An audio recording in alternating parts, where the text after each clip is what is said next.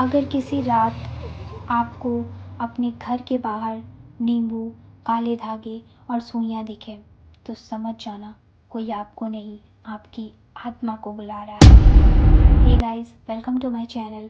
और आज की कहानी है आरती की।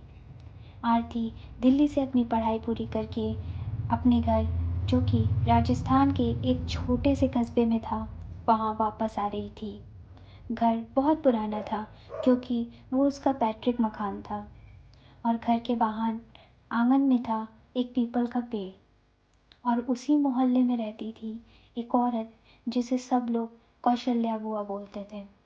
लोग कहते थे कि उसके घर के आगे कभी मत रुकना, नज़र लग जाती है।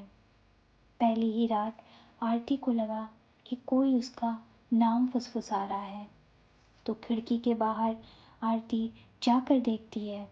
वहाँ उसे लगता है जैसे किसी के बाल लटक रहे हों, बल्कि खिड़की के बाहर तो सिर्फ पीपल का पेड़ था।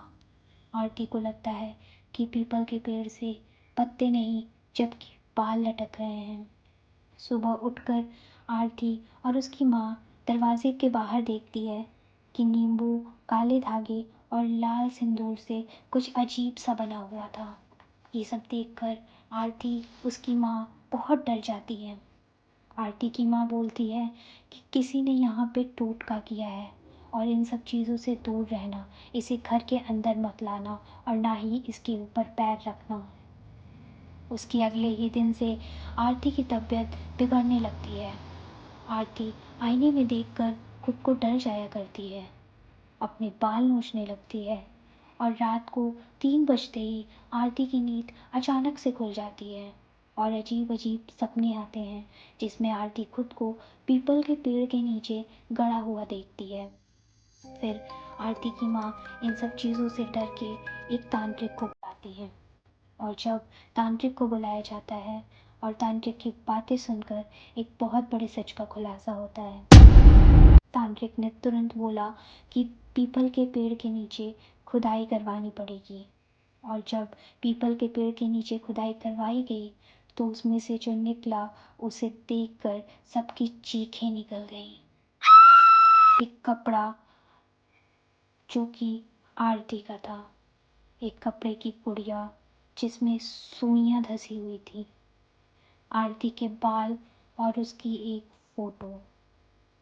तांत्रिक बोलता है ये कोई साधारण टोटका नहीं, बल्कि ये एक काला जादू है जो कि आरती के ऊपर किया गया है और करने वाली बहुत आसपास रहती है। सारा सबका शक कौशल्या बुआ पर जाता है। उसी रात सारे गांव वाले और आरती के घर वाले कौशल्या बुआ के घर जानते हैं। कौशल्या बुआ का घर बाहर से बंद था। फिर उस दरवाजे को तोड़कर वो लोग अंदर जाते हैं और वहाँ का नज़ारा देखने लायक था। वहाँ पे कोई लाइट नहीं थी, अंधेरा, और उस अंधेरे के अंदर थी तांत्रिक की कुछ किताबें और इंसानी और जानवरों की हड्डियाँ। और दीवार पर लिखा था, जो मुझे देखेगा वो मेरा हो जाएगा। अगली सुबह आरती नॉर्मल उठती है। सबको लगता है कि अब तो आरती ठीक हो रही है। बस इतने दिन से जो उसके साथ हो रहा था उसकी वजह से उसे बहुत कमज़ोरी है। आरती उठती है और अपना मुंह धुलने के लिए जाती है।